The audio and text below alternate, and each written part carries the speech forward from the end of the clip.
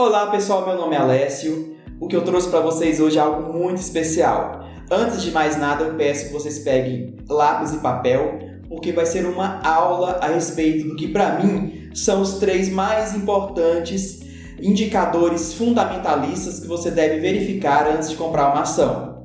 Se você não é inscrito, que se inscreva agora, acione o sino das notificações e compartilhe para que seus amigos e conhecidos possam assistir o vídeo e obter tais conhecimentos importantes.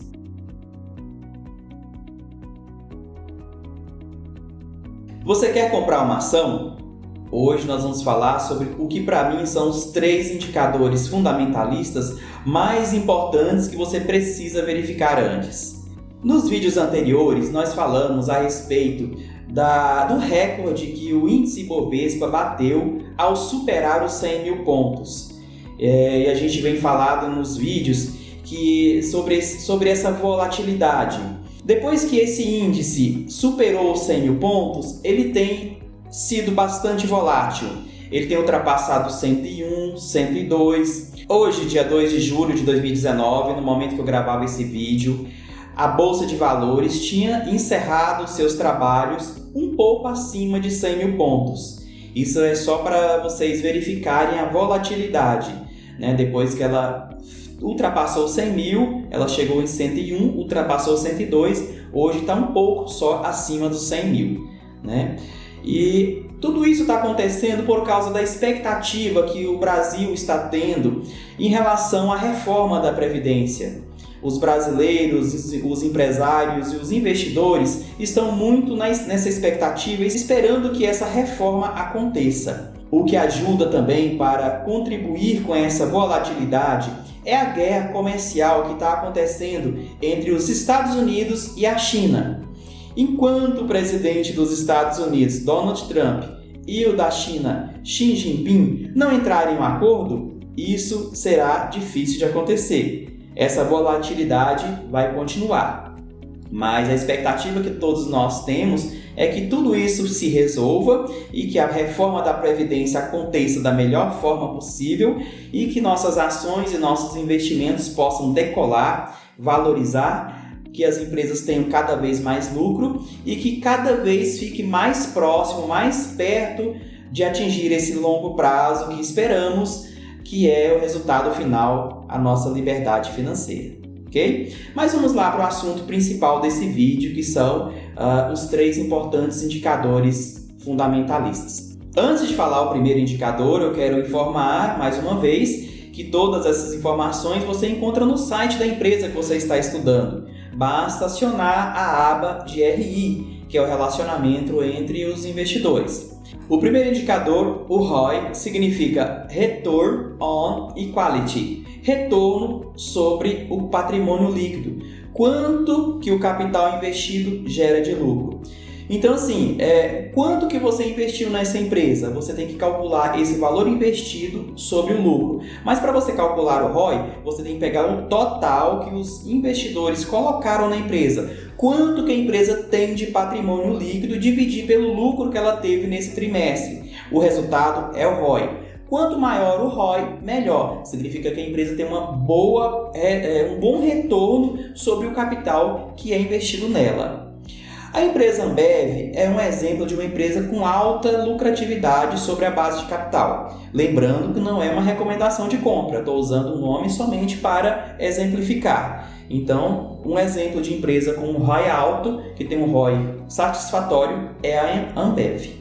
O segundo indicador são os indicadores de endividamento. É muito importante a gente verificar o quanto de endividamento a empresa possui.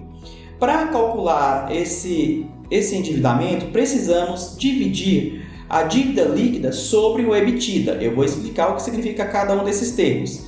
Devemos também fazer dívida líquida sobre o patrimônio líquido. Patrimônio líquido ou capital próprio representa os valores que os sócios ou acionistas têm na empresa.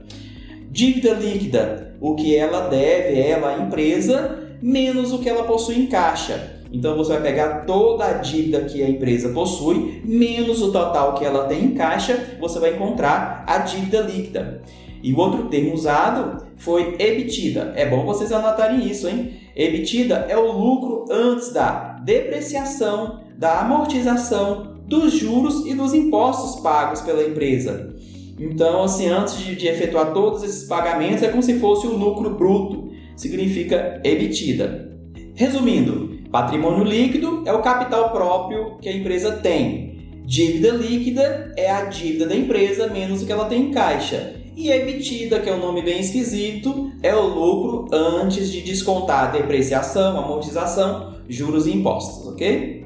A dívida líquida, quando você calcula a dívida líquida sobre o EBITDA, se você encontrar um número superior a 3, significa que a empresa deve mais que 3 vezes o seu lucro. Então não é uma empresa boa para se comprar. É aconselhável que se compre uma empresa cuja dívida líquida sobre o EBITDA seja inferior a 3 vezes. Né? Essa sim é uma empresa recomendada para comprar. Então, se a empresa você encontrou um cálculo acima de 3, em muitos casos você nem precisa de verificar outros pontos fundamentalistas, né? Você já pode buscar outra empresa a ser estudada, exceto, né, toda regra tem a sua exceção, se essa empresa ela tem resultados relevantes projetados para o futuro, né? Pode ser que ela tenha um lucro, um recebimento muito alto para receber no futuro, que impactou negativamente nesse trimestre que você está analisando, porque geralmente as análises são por trimestre, os relatórios que as empresas soltam, os relatórios que ela coloca lá na aba de RI são trimestralmente.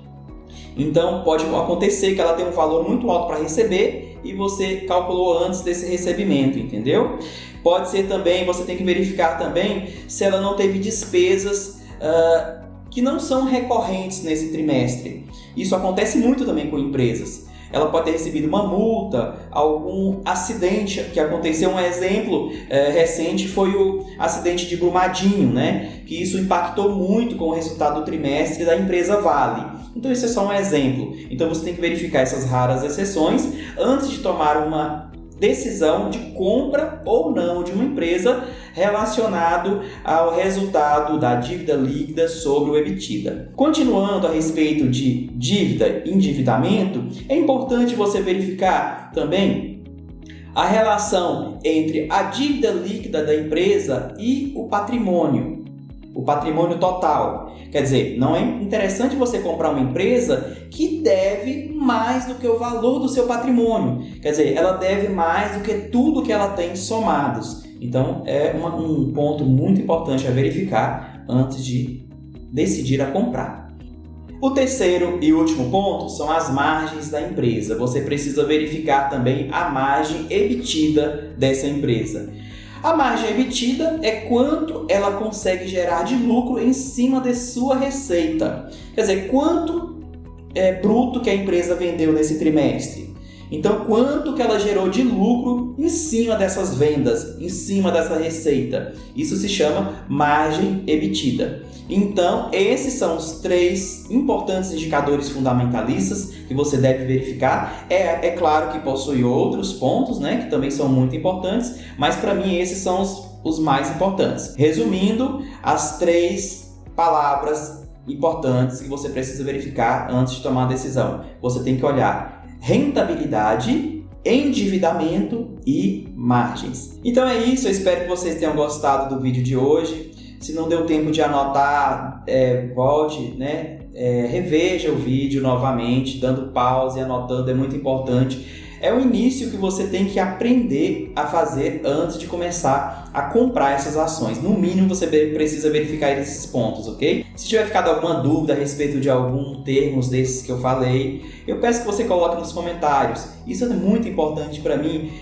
Eu verifico que vocês estão participando das aulas, dos vídeos, né? E assim, compartilhe com seus amigos, não esqueça de se inscrever caso não tenha inscrito e de acionar o sino das notificações, ok? Um abraço e até a próxima!